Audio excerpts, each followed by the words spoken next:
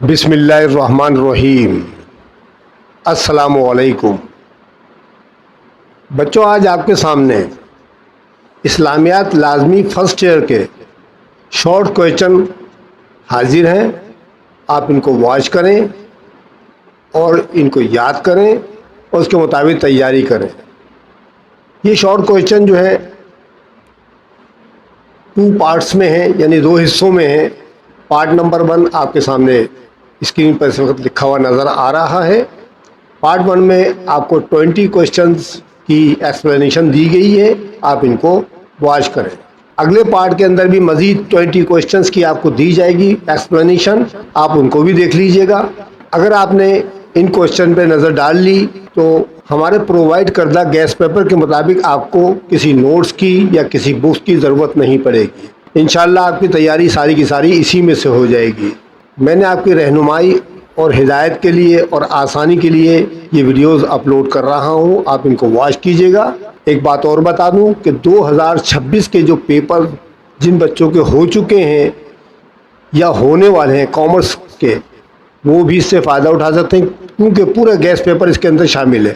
ٹھیک ہے، اسی طرح آنے والے سالوں کے اندر، یعنی کہ اگلے جو 2027 2028 اس کے لیے بھی آپ کو مکمل طور پر اس میں سوال مل جائیں گے۔ آپ ان کو واچ کریں اور یاد کر لیجئے گا۔ ٹھیک ہے، تو یہ 2 حصوں میں ہے، تو پہلا حصہ آپ کے سامنے حاضر ہے۔ تو شروع کرتے ہیں اپنی ویڈیو۔ شارٹ کوئسچن میں پہلا سوال آپ کے سامنے اسکرین پر لکھا ہوا نظر آ رہا ہے، روزہ رسول صلی اللہ علیہ وسلم پر حاضری کے آداب بیان کریں۔ تو اس کا جواب آپ کے سامنے اسکرین پر ہے۔ روزہ رسول پر حاضری کے مندرجہ ذیل آداب ہیں، یعنی جب محمد صلی اللہ علیہ وسلم کے روزے پر حاضری ہو، آپ سب لوگوں کی اللہ تعالیٰ وہ دن لائے، تو آپ کو یہ تمام چیزوں پر عمل کرنا ہے جو لکھی ہوئی ہے۔ نمبر 1، خالص نیت ہو کہ یہ حاضری محبت و ادب کے اظہار کے لیے ہے۔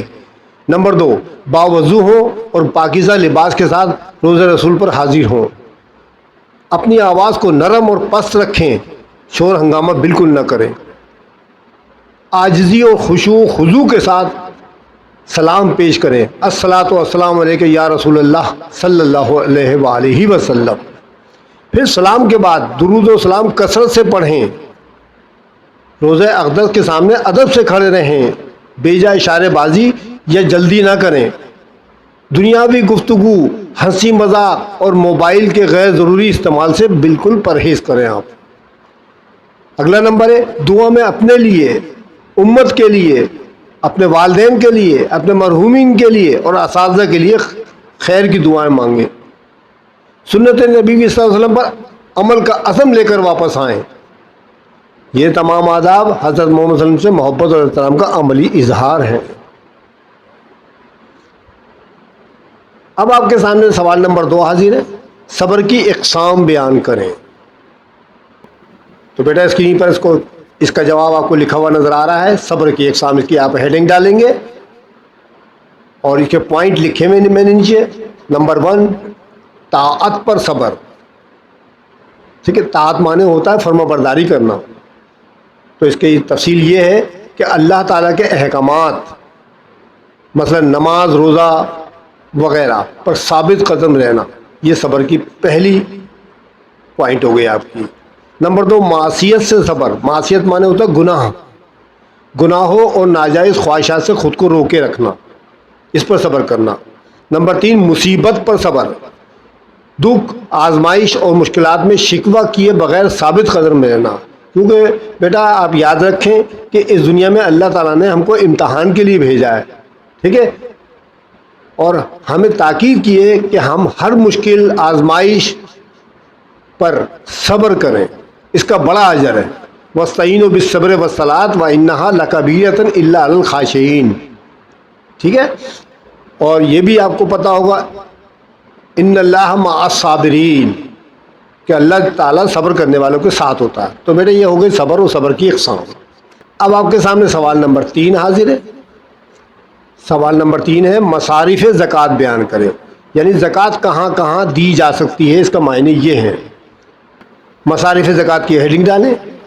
اور اس کی تھوڑی سی نیچے آپ کو لائن لکھی ہوئی نظر آ رہی ہے، قرآن کریم سورہ توبہ آیت نمبر 60 کے مطابق زکوٰۃ کے 8 مصارف ہیں، یعنی 8 جگہ آپ دے سکتے ہیں زکوٰۃ۔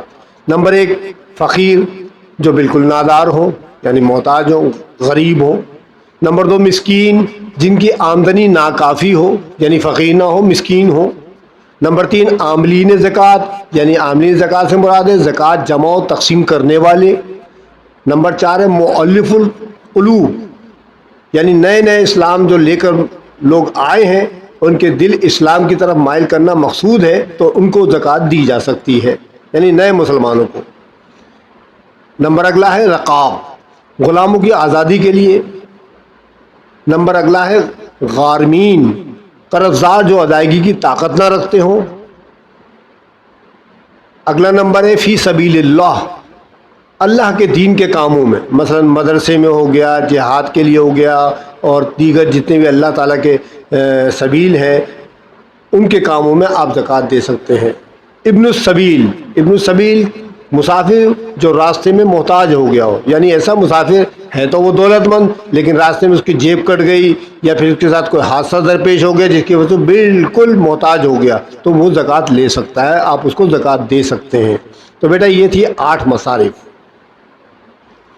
اب اگلا سوال ہے ہمارا، ختم نبوت کا مفہوم بیان کیجئے۔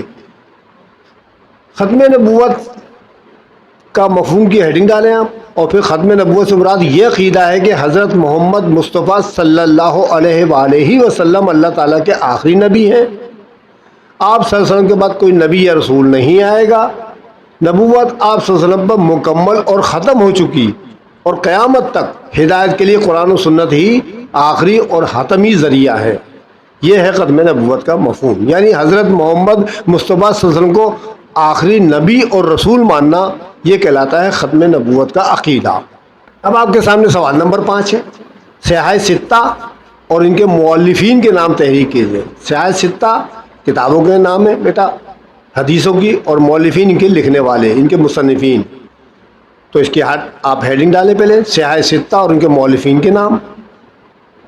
پہلے نمبر پر ہے صحیح بخاری جس کے مؤلف ہیں امام محمد بن اسماعیل بخاری۔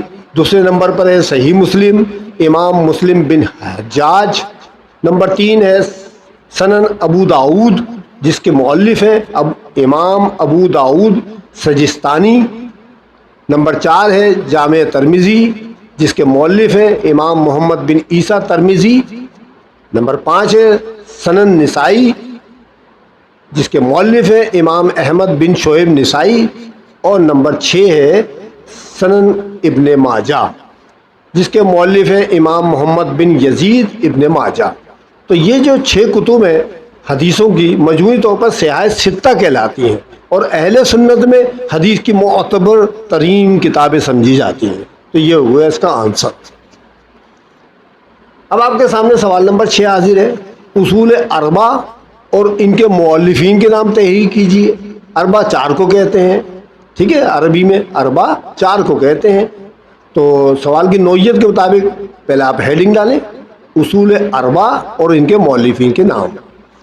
پہلی کتاب کا نام ہے الکافی، شیخ محمد بن یعقوب کلینی ان کا نام ہے مؤلف کا۔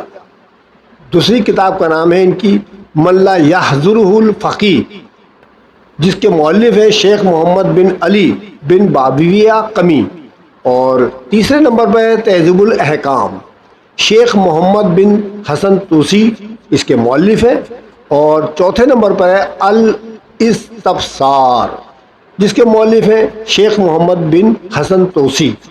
یہ چاروں کتابیں اہل تشیع میں حدیث کے بنیادی اور معتبر مجموعات سمجھی جاتی ہیں، یعنی فقہ جعفریہ کی کتابیں ہیں حدیث پر مشتمل۔ اب اگلا سوال جو ہے آپ کے سامنے، سوال نمبر 7 ہے، قرآن مجید کے 4 صفاتی نام تحریر کریں۔ آپ کو تو ماشاءاللہ آتے ہوں گے، پھر بھی میں نے لکھ دیے ہیں یہاں پر۔ قرآن مجید کے 5 صفاتی نام ہیڈنگ ڈالیں آپ، اور پھر ان کے نام لکھ دیں آپ۔ نمبر 1 الفرقان جس کے معنی ہوتے ہیں حق و باطل میں فرق کرنے والا۔ نمبر 2 الہدا جس کے معنی ہیں ہدایت دینے والا۔ نمبر 3 ہے الشفا جس کے معنی ہیں دلوں کی شفا۔ نمبر 4 ہے الذکر جس کے معنی ہیں نصیحت و یاد دہانی۔ اور نمبر 5 ہے النور یعنی روشنی دینے والا۔ تو بیٹا یہ قرآن مجید کے 5 صفاتی نام آپ کو پیش کر دیے گئے۔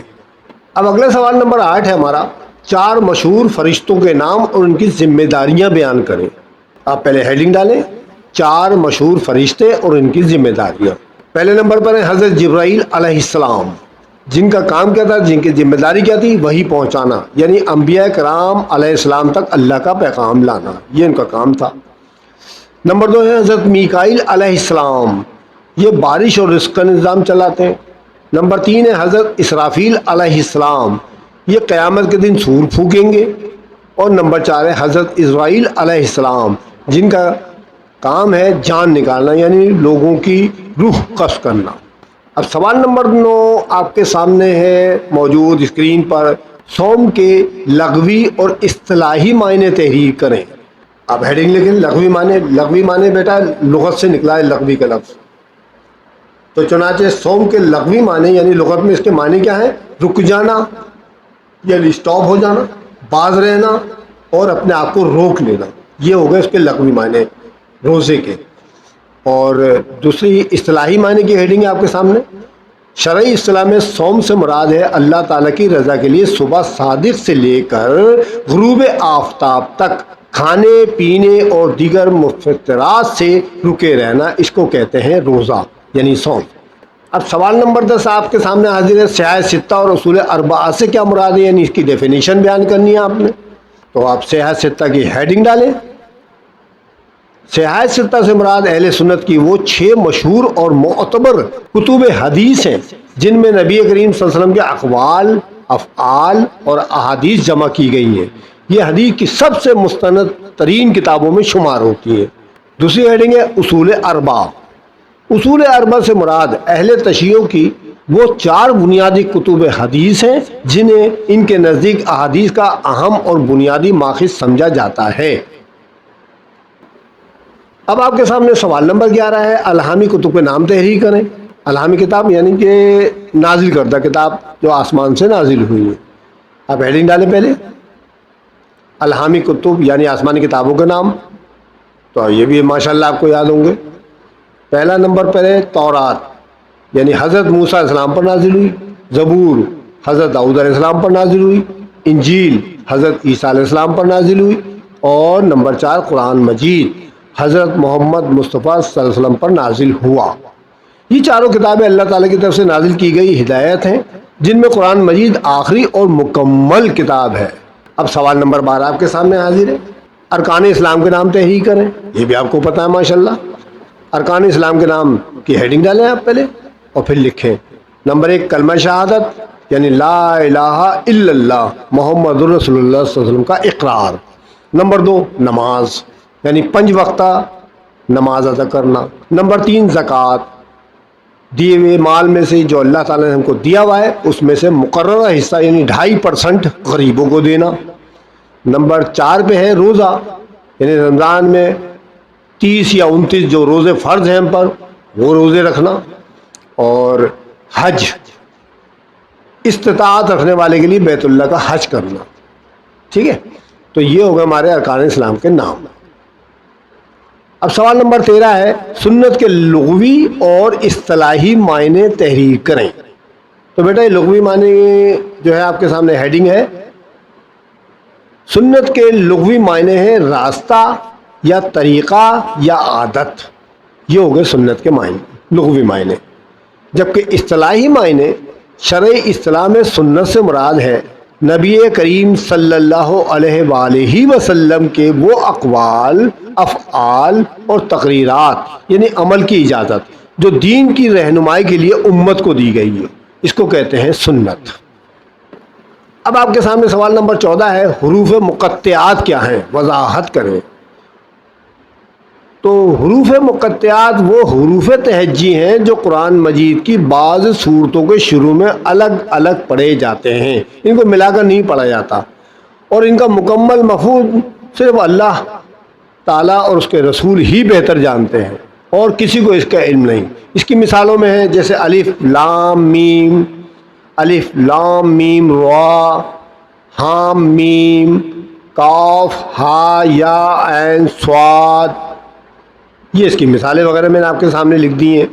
یہ حروف کئی صورتوں کے آغاز میں آتے ہیں، یعنی کئی صورتیں انہی سے سٹارٹ ہوتی ہیں. ان کا اصل معنی انسانوں کے لیے واضح طور پر بیان نہیں کیا گیا، اس لیے انہیں متشابہات میں شمار کیا جاتا ہے. ٹھیک ہے، محکمات میں ان کا شمار نہیں ہے بلکہ متشابہات میں ہے. اس کے معنی کسی کو بھی نہیں پتا. ٹھیک ہے، اب سوال نمبر 15 آپ کے سامنے حاضر ہے. وحی سے کیا مراد ہے؟ تو بیٹا وحی کی ریڈنگ ڈالیں آپ. وحی سے مراد اللہ تعالیٰ کا اپنے انبیاء اور رسول علیہ السلام کی طرف خاص، خفیہ اور تیز طریقے سے پیغام بھیجنا ہے. وحی کے ذریعے اللہ تعالیٰ اپنے انبیاء کرام کو ہدایت، احکام اور رہنمائی عطا فرماتا تھا تاکہ وہ انسانوں کو سیدھے راستے کی طرف بلائیں. یہ پیغام کبھی فرشتے یعنی حضرت جبرائیل علیہ السلام کے ذریعے، کبھی الہام کی صورت میں اور کبھی براہ راست بھی دیا جاتا تھا. وہی اللہ تعالیٰ کا وہ خاص طریقہ پیغام رسانی تھا جس کے ذریعے وہ اپنے انبیاء کو ہدایت عطا فرماتا تھا.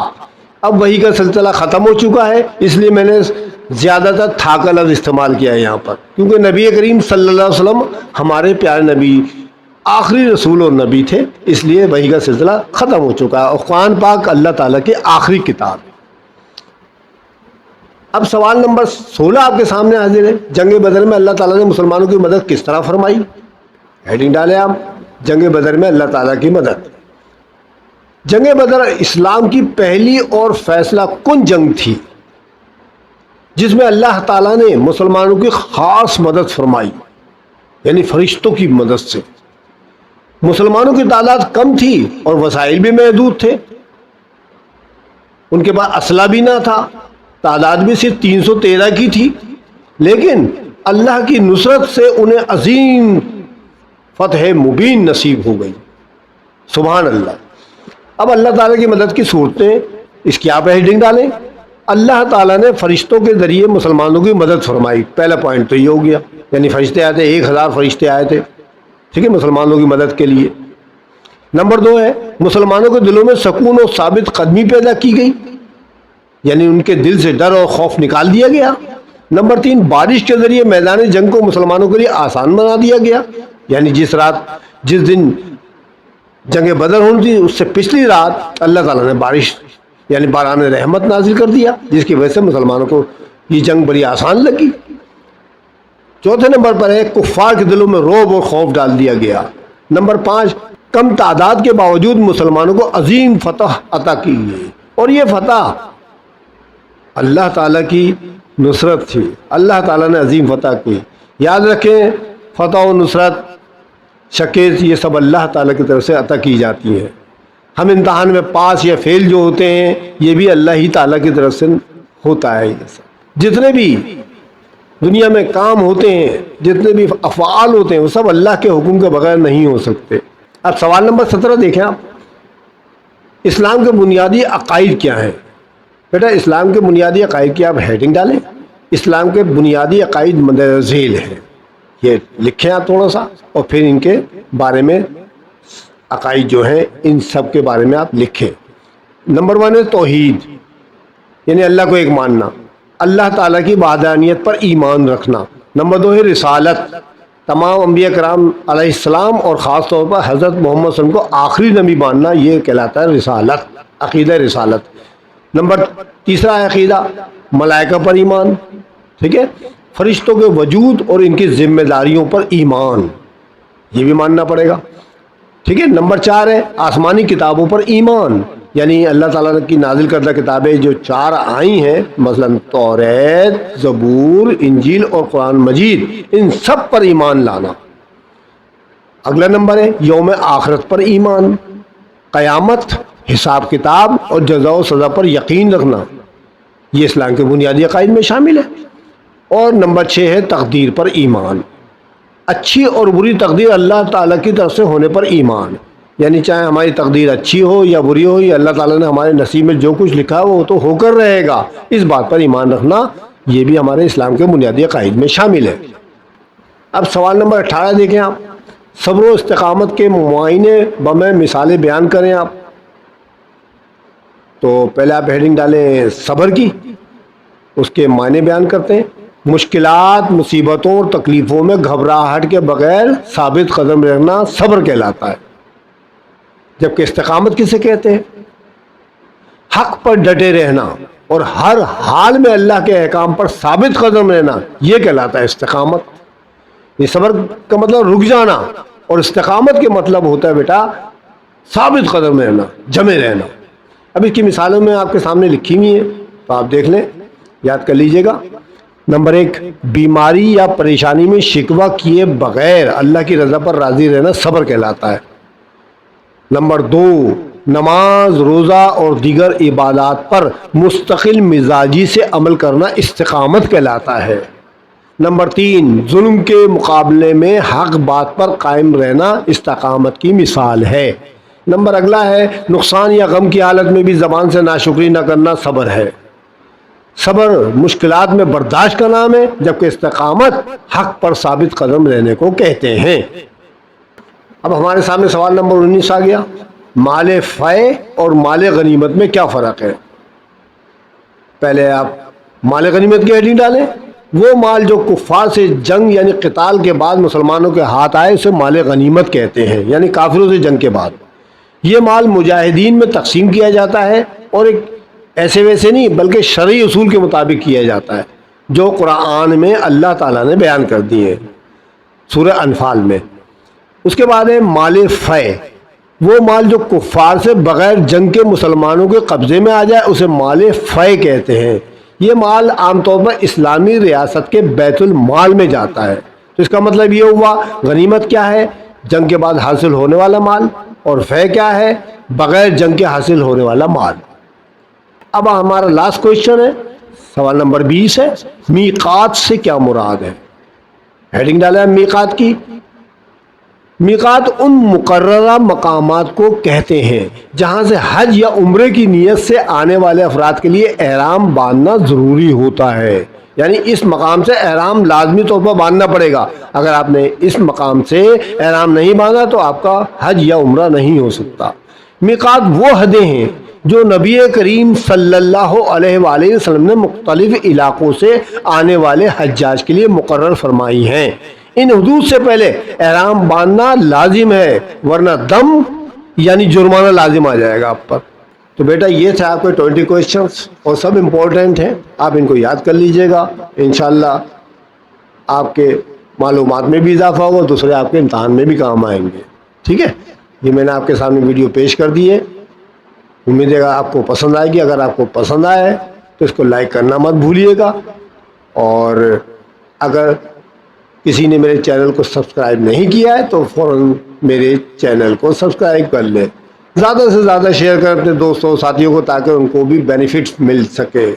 ٹھیک ہے، بیل آئیکن ضرور دبا دیں، کیونکہ آنے والے دنوں میں مزید آپ کو لانگ کوئسچنس کی اور مزید اسلامیہ سے متعلق، اس کے علاوہ دوسرے پیپرز ہیں، مثال کے طور پر اسلامک اسٹڈیز ہے، ایجوکیشن ہے، ان کی بھی اسی طرح سے آپ کو ویڈیوز اپلوڈ کروں گا. آپ ان کو بھی واچ کیجیے گا. اس طرح آپ کے لیے بڑی آسانی ہو جائے گی انشاءاللہ. ہم چاہتے ہیں کہ آپ کو آسانیاں مہیا کر دیں اپنے مرنے سے پہلے.